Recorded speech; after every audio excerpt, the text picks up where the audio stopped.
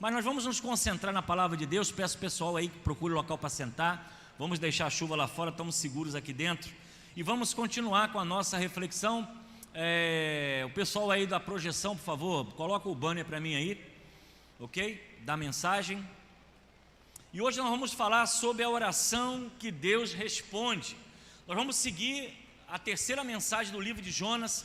E quem tem acompanhado aí as pregações e também através do canal da rede social da igreja, eu queria aqui motivar você que tem internet, tem celular, faça parte do canal da nossa igreja. Nós estamos chegando próximo a 3.000 pessoas, que estão ali recebendo conteúdo, da palavra de Deus, e é uma forma também da igreja alcançar as pessoas que estão fora, como também a própria igreja. Breve nós estaremos já anunciando o aplicativo, em que você também vai ter contato com tudo aquilo que a sua igreja realiza. Então, tem duas mensagens lá da série de Jonas, e eu vou hoje terminar com a terceira mensagem. Eu vou parar aqui exatamente no capítulo 2, e convido você a abrir sua Bíblia no livro de Jonas, capítulo 2, e vamos falar exatamente da oração de Jonas. Jonas, capítulo 2.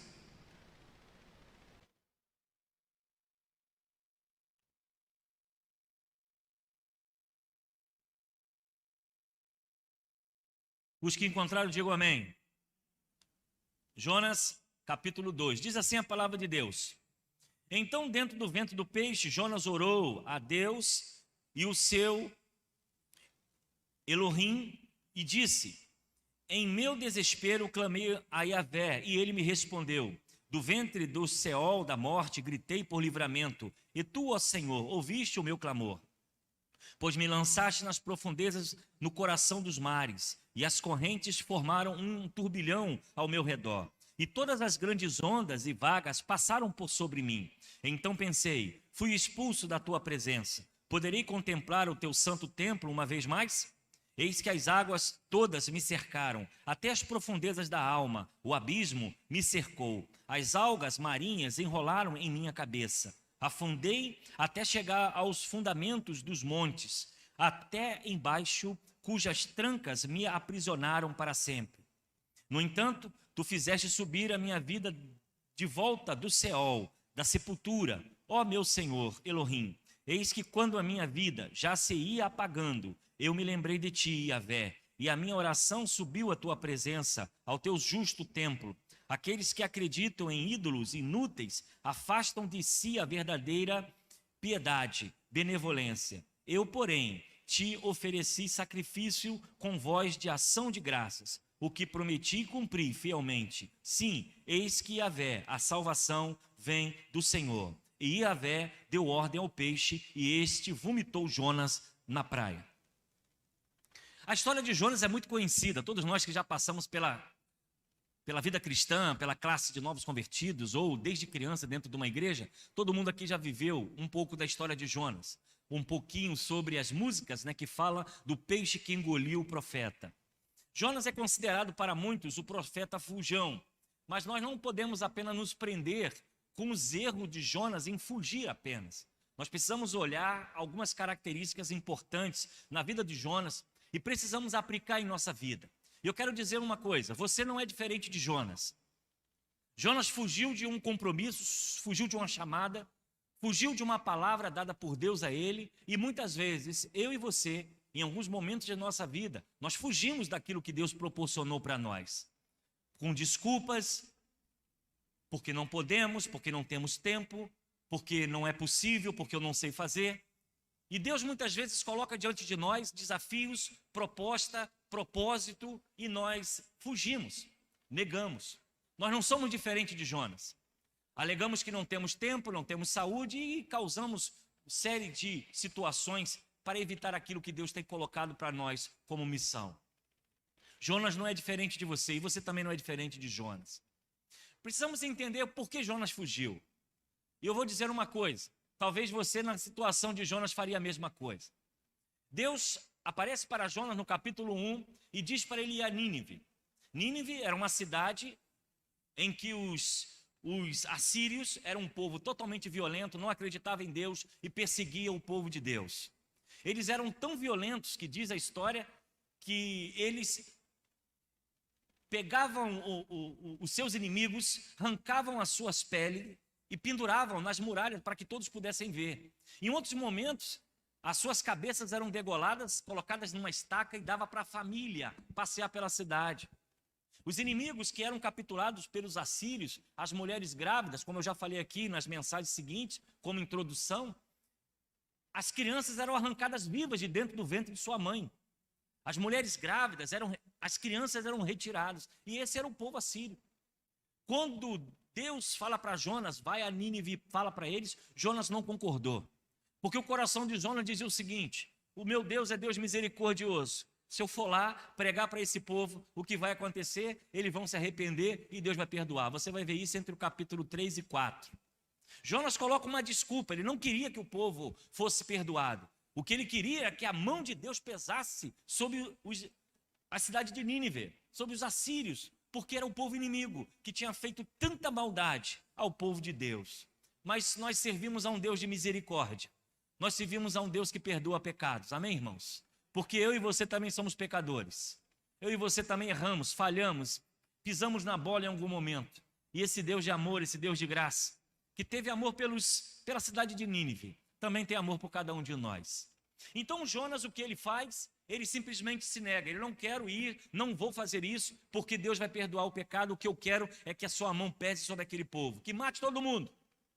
E aí nós vamos observar que Jonas pega o dinheiro, paga a passagem, entra no navio e vai numa direção completamente diferente do que Deus havia dado a ele. Ele estava em Jope e ele vai para Tarsis. Ele tinha que ir para Nínive. Muitas vezes nós colocamos desculpas quando Deus nos chama para fazer algo. E muitas vezes o nosso coração é egoísta, nosso coração é vaidoso, nosso coração é acomodado.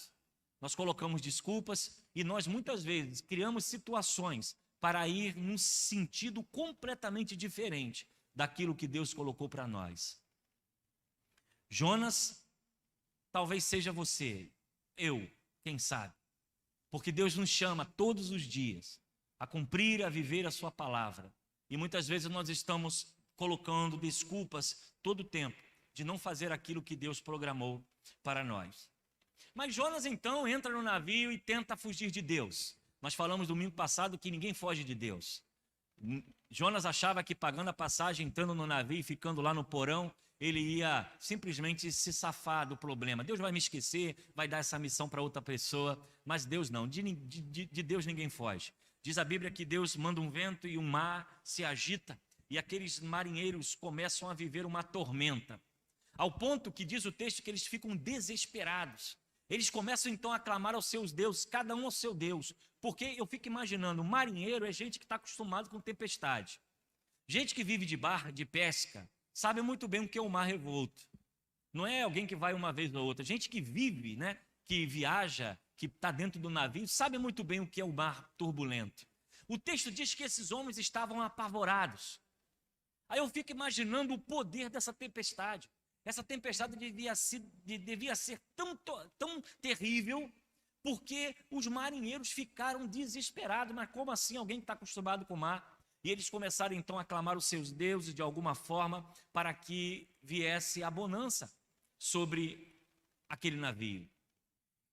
E o capitão do navio fica então indignado e começa a saber onde é que está Jonas. Ele vai até Jonas e Jonas está dormindo. Como alguém pode dormir numa tempestade? Como alguém pode dormir enquanto o navio está afundando? Há pessoas que muitas vezes já perderam tanto a alegria de viver, perderam tanto o ânimo da vida, que simplesmente quando a vida começa a bater forte, os problemas, as ondas da vida começam a vir, eles então se escondem no porão e entregam ao destino.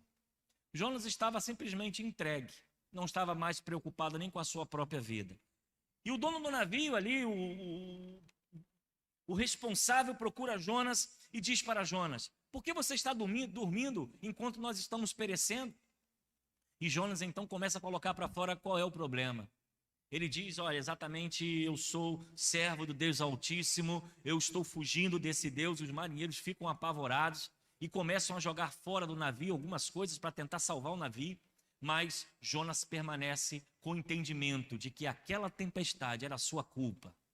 A tempestade que estava sobre o navio era sua responsabilidade. Ele diz aos marinheiros: me joguem no mar, pode me jogar, porque quando me jogarem no mar, essa tempestade vai passar. E aí nós falamos domingo passado, para quem vê o culto, que muitas vezes a tempestade em nossa vida, às vezes é a nossa culpa mesmo. É a nossa responsabilidade. Tem crente que passa luta, passa provação por sua própria responsabilidade, por sua própria escolha. Vive tormentas na vida. Vivem como um barco que está afundando, não consegue ter paz, não consegue ter sossego, porque muitas vezes está tentando fugir de Deus. Em alguns momentos está vivendo uma vida completamente de uma forma que Deus nunca pediu para que ele viesse a viver, ou pelo contrário, Deus condena a vida que ele leva e exatamente está vivendo uma tormenta e ele não consegue entender. Ele não consegue saber por que tanta tribulação e quanta luta. Mas Jonas sabia exatamente. Ele diz: tudo que está acontecendo é culpa minha, pode me jogar no mar. E aí então essa tempestade vai passar. Os marinheiros então pegam Jonas, jogam no mar e imediatamente o mar se acalma. E diz o texto que os marinheiros ficam admirados com aquilo, começam a adorar o Deus de Jonas. E aí nós temos uma visão de que na tempestade aqueles marinheiros se converteram, porque eles viram exatamente o poder de Deus e a glória de Deus. Jonas agora está dentro do mar. Jonas agora está numa água fria. As ondas estão batendo sobre Jonas. Jonas não tem força para nadar, não tem força, não consegue respirar. Jonas está vivendo um momento difícil. Jonas pensa que vai morrer. E aí entra a misericórdia de Deus mais uma vez. Algumas pessoas pensam que o peixe que engoliu Jonas veio para fazer o mal. Não, não. O peixe veio porque Deus ordenou para salvar a Jonas. E nessa misericórdia de Deus, nós vemos que Deus é Deus de misericórdia sobre a vida de Nínive. Deus é Deus de misericórdia sobre a vida dos marinheiros que adoravam outros deuses. E Deus é Deus de misericórdia para também salvar a vida de Jonas. Porque o peixe que engole Jonas veio para tirar ele de uma situação de completo afogamento. Ele estava entendendo que ia morrer. E agora nós estamos no texto, no capítulo 2. Esse capítulo é exatamente a oração de Jonas sobre a sua tormenta. E olha o que diz o texto. Então, dentro do peixe, do ventre do peixe, Jonas orou a Yahvé. Quantas vezes nós, quando passamos tempestades e estamos em apuros, nós clamamos a Deus? É aí que nós vamos lembrar do que Deus tem feito por nós, do que Ele tem realizado em nossa vida. Eu acho interessante que todo mundo fala do profeta dentro do ventre de um peixe e começa a questionar: como é que é isso? Como é que coitado de Jonas? Mas ninguém fala do peixe. Já pensaram o que é ter um objeto estranho dentro do ventre? Todo mundo fala do Jonas, né? Coitado do Jonas, mas já pensou, coitado do peixe? Porque ele está com um objeto estranho dentro do seu ventre durante 3 dias. E está ali carregando Jonas, que vivo, deve estar ali incomodando ele de alguma forma dentro do ventre daquele peixe. Mas o que nós aprendemos aqui, irmãos, que Deus é Deus de misericórdia em todo o tempo. Ele traz a visão sobre a vida dos ninivitas, ele traz o perdão sobre a vida dos marinheiros, e Jonas, mesmo rebelde, Deus providencia um peixe para tirá-lo do seu fim. E eu quero falar agora, nesse momento, sobre a oração que Deus responde. Dentro dessa oração que nós estamos lendo, do capítulo 1, versículo 10, nós vemos aqui algumas coisas que Jonas apresenta que nós precisamos ter no dia da tempestade. No dia que nós nos encontrarmos dentro do ventre de um peixe, talvez um problema, uma luta, uma crise, um desespero, não sabemos. Quais são as atitudes e qual é a característica de uma oração que Deus responde? Eu quero compartilhar com você apenas 3. E a primeira está exatamente no versículo 12. Perdão, em Jonas, no capítulo 1, no versículo 12, diz exatamente o sentimento que está acontecendo com Jonas. Diz assim: diante do que Jonas lhe aconselhou, disse: pega-me e lança-me ao mar, e ele haverá de se aquietar, pois eu sei que esta violenta tempestade caiu sobre vós por minha causa. A primeira característica que nós aprendemos de uma oração que Deus responde é o sentimento de arrependimento. O sentimento que vem sobre a vida do Jonas é que tudo estava dando errado. Ele pagou a passagem, ele foi para o porão se esconder, o chefe do navio encontrou Jonas, deu-lhe uma bronca, jogaram Jonas no mar, está dando tudo errado. E ele está se afogando e daqui a pouco ele vai parar para dentro de um ventre de um peixe. Jonas está vivendo exatamente o caos. Ele havia tentado de tudo para fugir e não se envolver com aquilo que Deus havia dado a ele. Mas ele estava completamente errado. Amados irmãos, ninguém foge de Deus. Não há como fugir de Deus, não há como fugir da sua vontade. Todas as coisas estão sob o seu controle. A nossa vida, a sua vida está nas mãos de Deus. Ele sabe o nosso tempo, o nosso dia, a nossa hora. Ninguém adianta, ninguém tem um passo a mais ou um passo a menos. Tudo está sob o seu controle. E aquilo que nós observamos é que, apesar de Deus, ninguém fugir da presença de Deus, nós podemos observar que Jonas se arrepende. Jonas ora. Jonas reconhece que aquilo que estava acontecendo era a sua culpa, era exatamente a sua responsabilidade. E aí, irmãos, eu quero dizer algo aos irmãos. Não adianta ficar apenas subindo o morro, não adianta apenas ficar gritando dentro do quarto ou gritando na igreja. Não adianta você fazer qualquer tipo de oratória religiosa ou tentar invocar a Deus de alguma forma, se o seu coração não está de joelho, se o seu coração não tem arrependimento, se o seu coração não entende que nós dependemos da misericórdia de Deus e que Deus não é o nosso garçom, Ele não tem obrigação de fazer nada por nós, e vou dizer um pouco mais, Deus não tem obrigação nem de nos salvar. A Bíblia diz que foi graça, foi favor não merecido. Ele subiu numa cruz porque Ele nos amou, e Ele nos trouxe a salvação hoje, porque você está aqui debaixo da graça de Deus. Não porque você é membro da igreja, não porque você é um cara bom, faz bondade, entrega bolsa de compra. Não. Você foi salvo pela graça e pela misericórdia de Deus. Se nós não entrarmos diante da oração entendendo isso, de que a nossa vida está nas mãos de Deus e que o sim e o não só depende dEle. E mesmo assim, dizendo não, Ele é um Deus de misericórdia conosco. Nossas orações não serão ouvidas. Eu fico imaginando alguns cristãos, e a gente nessa vida cristã que a gente leva como pastor, a gente observa algumas coisas, aprende também e erra também. Mas alguns crentes acham que Deus é como se fosse um garçom ali, estala o dedo e Deus vem para socorrer ele. Ele cobra a Deus tudo, ele quer botar Deus na parede para Deus atender a sua oração, para que ele cure, para que ele liberte. E ele não entende que ele é uma criatura. Ele não é o Criador, nós não somos criadores. Nós somos criaturas, estamos debaixo da graça e da misericórdia de Deus. Há cristãos que vão para a oração, botando o dedo em Deus e falam, o Senhor vai fazer, porque o Senhor me prometeu. Eu vi uma vez uma pregação, o pastor dizendo que os irmãos tinham que botar Deus na parede. Eu fico pensando como a criatura coloca o Criador na parede. E somos nós para exigir alguma coisa de Deus, porque tudo que recebemos dele é graça, é misericórdia, é perdão.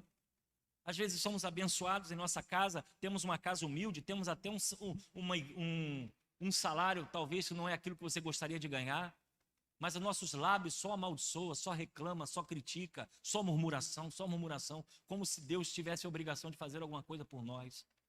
Essa pregação não é uma pregação bíblica, essa pregação não é uma pregação onde Cristo é o centro, porque diz que Ele amou o mundo de tal maneira que deu seu Filho para cada um de nós.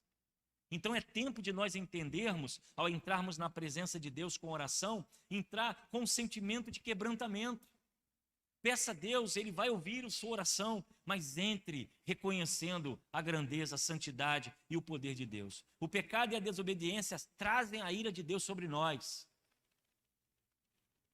Eu estava semana passada na rua, encontrei um rapaz que está desviado, uns 10 anos desviado, fazendo tudo que você imagina de errado que a Bíblia condena. E ele foi a um culto, numa noite. E ele saiu de lá alvoroçado porque ele tinha um desejo, ele tinha um sonho, tinha um projeto e queria que Deus realizasse na sua vida. E a fala dele era como se estava tudo tranquilo, vai acontecer, Deus vai me dar, é só vitória, é só vitória. Eu fiquei pensando, ele passou 10 anos longe da presença de Deus. Ele nunca se preocupou com o que Deus pensava e achava, talvez fugindo de Deus de alguma forma.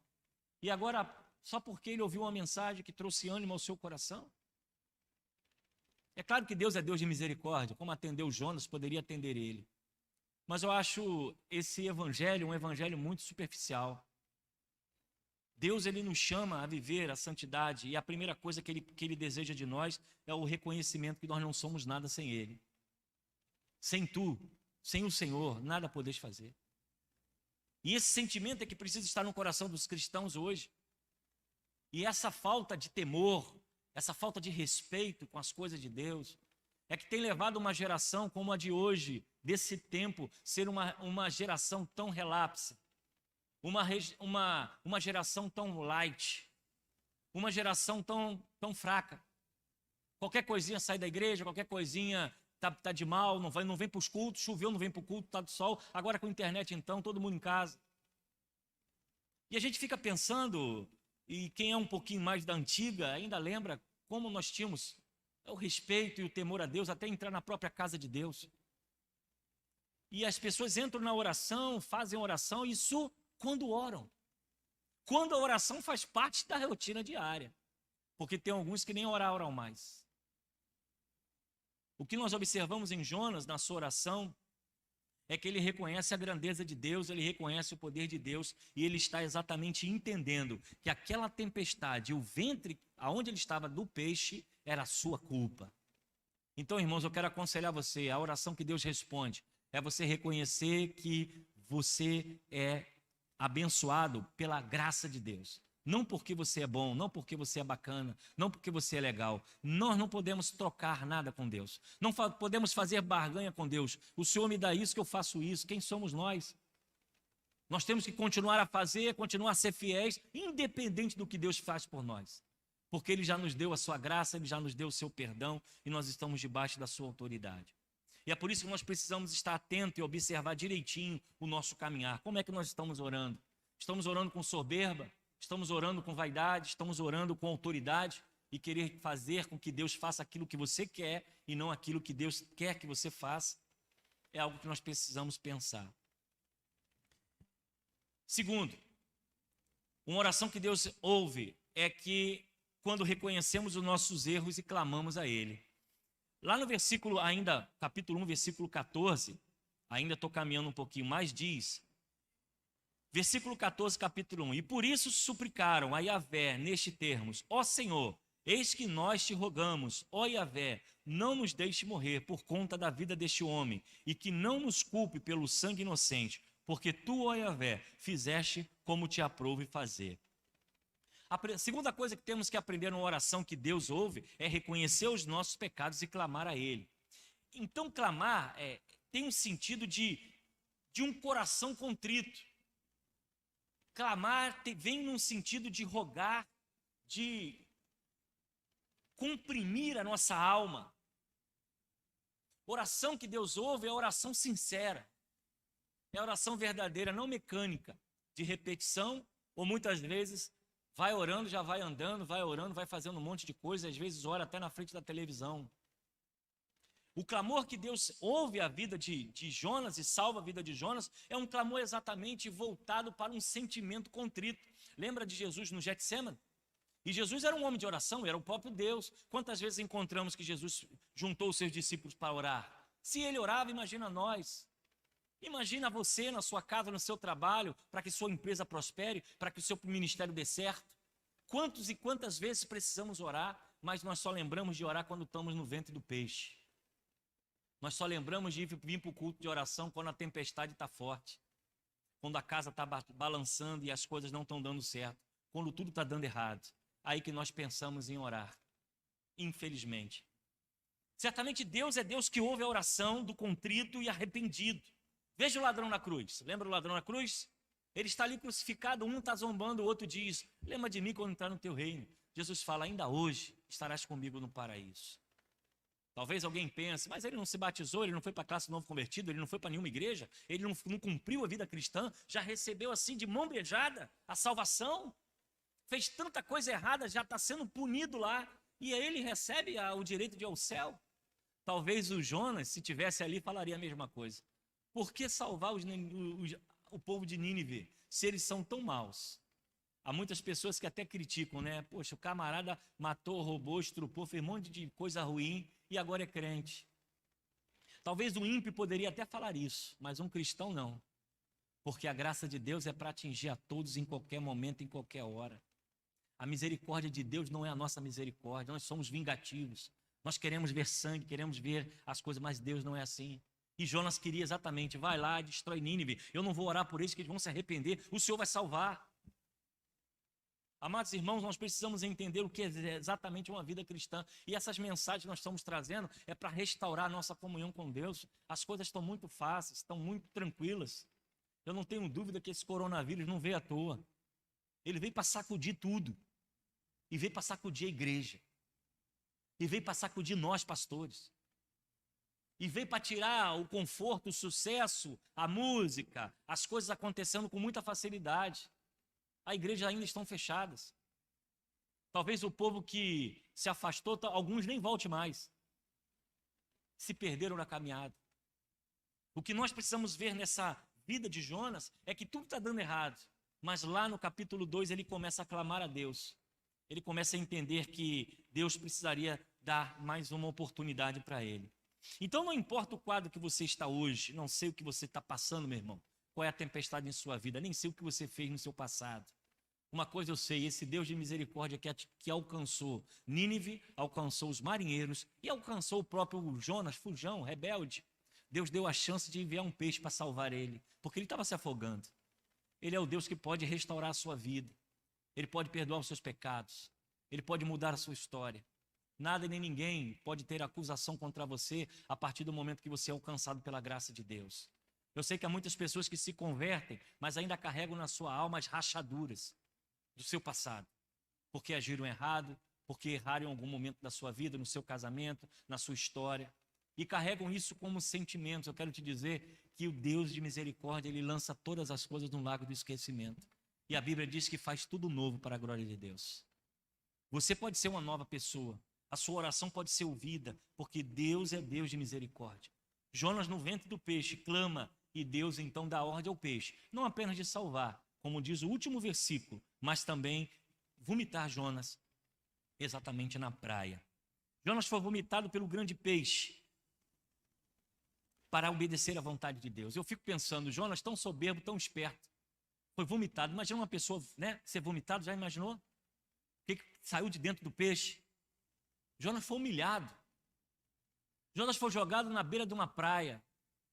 Se achava um profeta autoritário, tão bom, tão perfeito. Mas foi cuspido na praia por um peixe. Eu imagino o estado que ele saiu. Deve ter saído algumas coisas mais de dentro daquele peixe. E ele teve que se lavar e se limpar. A sua soberba, a sua autoridade, querendo ser maior do que Deus, levou à humilhação para entender exatamente quem era dono da vida de Jonas. E muitas vezes nós precisamos pensar essas coisas. Deus às vezes nos leva para dentro de uma tempestade, nos joga para dentro do fundo do mar e nos faz estar dentro de um ventre de um peixe para mostrar quem Ele é. E as lutas e as provações da vida, elas não vêm para nos destruir, elas vêm para nos mostrar quem é Deus. Terceiro, uma oração que é ouvida, além do sentimento de arrependimento, além de conhecer o erro e clamar, nós precisamos também entender exatamente essa misericórdia de Deus. Agora no capítulo 2, versículo 6 diz: eu desci até os fundamentos dos montes. Os fundamentos dos montes, na cultura judaica, é exatamente o inferno, é o local da morte. Esse texto que fala os fundamentos dos montes, porque havia um pensamento não só do mar, como também das montanhas, que a profundidade era o local onde estavam os mortos. E Jonas vê exatamente isso. Jonas sente que ele morreu naquela tempestade. Jonas sente no ventre do peixe como alguém que está na profundeza do Seol, do local dos mortos. A terra se encerrou para sempre com seus ferrolhos. E eles tinham também essa cultura de uma vez nas profundezas do mar, como também nas profundezas da montanha, eles eram trancados por porta e ninguém sairia de lá. O que Jonas está testemunhando aqui é o sentimento de quase morte. É o sentimento de fim de toda a sua vida. Mas tu fizeste subir a minha vida da perdição, ó Senhor, meu Deus. E é exatamente isso. Uma oração que é ouvida, ela precisa entender a misericórdia. Ela precisa entender a graça de Deus. E lá no versículo 9 ainda diz o seguinte: mas eu te oferecerei sacrifício com a voz do agradecimento, o que votei pagarei, porque do Senhor vem a salvação. Jonas então entende que a sua fuga, o seu caos, a sua tempestade era somente a sua culpa. Esse talvez tenha sido o problema de Jonas, achar que ele pode resolver problemas. Há muita gente que acha que a sua luta ele defende no próprio braço. Ele resolve com o seu próprio jeito. Nenhum ministério, nenhuma vida, nenhum cristão pode pensar na sua autossuficiência. Tudo que temos, tudo que somos vem do Senhor. Infelizmente, há pessoas até que têm dificuldade de pedir oração, porque acham que se pedir oração vai mostrar fraqueza, vai mostrar a área da sua vida que está em falta. E ele não diz, ele ora por todo mundo, mas ele não se abre, ele não fala exatamente para ninguém a luta que está passando. O que Jonas vive é exatamente a maior humilhação que alguém possa viver. E ele era um profeta. Ele é jogado no mar como lixo, ele é engolido por um peixe marinho, ele é vomitado na areia, ele passa a ser cuspido pelo próprio peixe para cumprir a vontade de Deus. O que nós aprendemos com Jonas, irmãos, é que nós precisamos entender que Deus, ele é um Deus de misericórdia e tem cuidado de cada um de nós. Deus é Deus de justiça. Jonas queria fazer justiça com as próprias mãos. Ele queria fazer com que os Nínives sofressem, mas Deus é Deus de misericórdia. Nós não podemos medir o amor de Deus. Deus não faz acepção de pessoas, ele ama a todos. Não importa o crime, não importa quem é a pessoa, não importa a cor da pele, não importa o sexo. Deus é Deus de misericórdia, Deus é Deus de graça. E Jonas não queria entender isso. E no final dessa oração ele diz, a salvação vem do Senhor. Ninguém pode nos abençoar no seu Senhor. Ninguém pode abrir as portas para a sua vida se não for o Senhor. A sua força não tem resistência suficiente para poder vencer as lutas que talvez você esteja travando. Então é tempo, irmãos, de nós não descermos a tempestade. É tempo de nós descermos no joelho. É tempo de nós descermos e curvarmos a nossa cabeça e dizer, Senhor, tenha misericórdia de nós. Senhor, nos ajuda.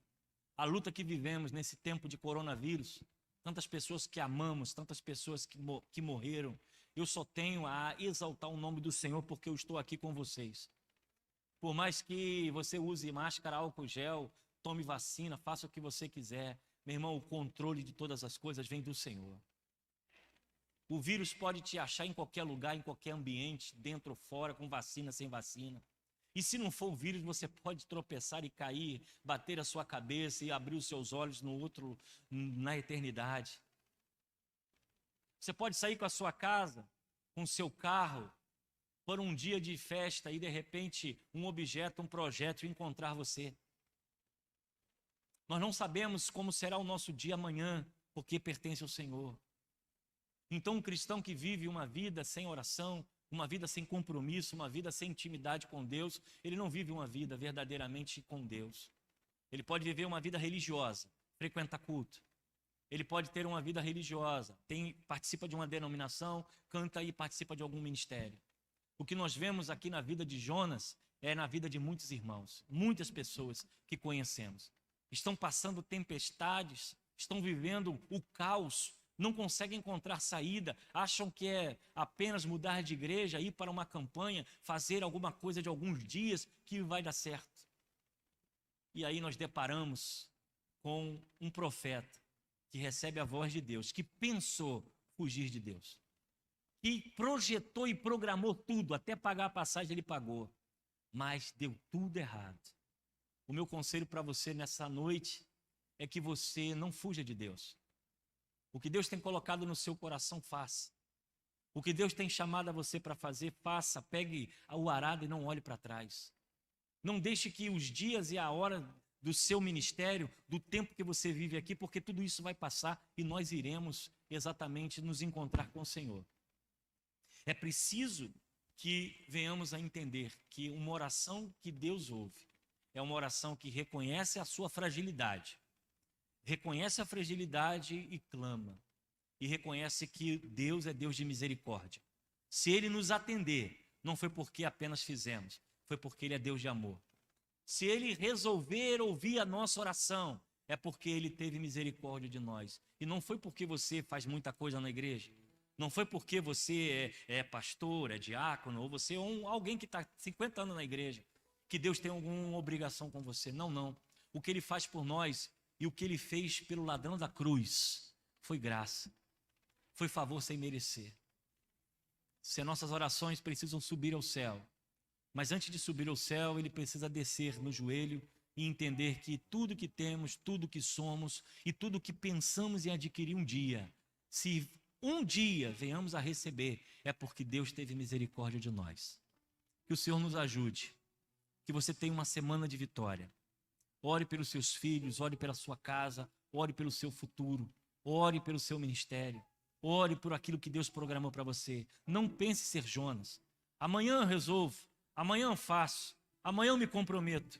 Deixa para o ano que vem, eu vou abraçar a causa de Deus. Pode ser que você não tenha tempo, porque Jonas pensou em fugir, mas as tempestades se levantaram. Que Ele nos ajude, que você ore confiando que Deus é Deus de misericórdia. Ele ama você, Ele entregou o seu Filho por você, Ele nos deu a presença do Espírito Santo, não porque merecemos. E se eu estou aqui hoje falando para os irmãos nesse ministério, é porque é graça e misericórdia. Não que eu seja alguém ou seja alguma coisa, mas é porque Ele resolveu nos usar como vaso de barro para que a glória seja dele e não seja nossa.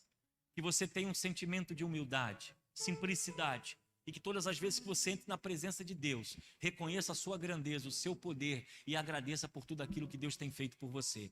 Porque por mais que tenha sido pouco que você pense, ainda é graça, ainda é misericórdia. Vamos orar? Senhor, nós rendemos graças, porque aprendemos com Jonas, um homem, um profeta, que pensou fugir de Deus, que pensou ter autoridade para decidir o que deveria fazer e fugir dos seus propósitos. Eu quero, Senhor, nesta noite, abençoar, ó Deus, a Segunda Igreja Batista em Gramacho com essa palavra. E que cada um que aqui está possa se sentir, ó Deus, protegido pelo Senhor, porque a nossa vida pertence ao Senhor. Está em Tuas mãos, porque diante das tempestades, da luta, das dificuldades da vida, nós temos um Deus que nos ama. Nós temos um Deus que tem cuidado de nós. Nós temos um Deus que ouve a nossa oração. E eu quero te pedir, ó Pai, em nome de Jesus, vá de encontro a cada família, a cada casa. Eu não sei a luta que provavelmente esteja acontecendo, as dúvidas, as ansiedades, as dificuldades. Eu te peço, Senhor, que Tu entre com providência, que Tu mostre as portas e que Teus filhos tenham um entendimento que há poder na oração, num coração quebrantado, num coração contrito e num coração que entende as misericórdias de Deus. Porque Jonas, mesmo no ventre do peixe, ele pôde ver que ele não tinha controle de nada, a não ser o Senhor que dirigia a sua vida. Nos dê, ó Deus, uma semana de paz. Abençoe cada vida que aqui está presente. Que possamos, ó Deus, ainda continuar a entender e refletir sobre a vida de Jonas. E que possamos estar atentos ao Teu chamado. Que as nossas mãos e os nossos pés estejam a serviço da Tua causa. Perdoa os nossos pecados. Nos abençoa nessa semana. É o que eu te peço e te agradeço no nome de Jesus. E o povo de Deus diz: amém. Louvado e engrandecido seja o nome do Senhor.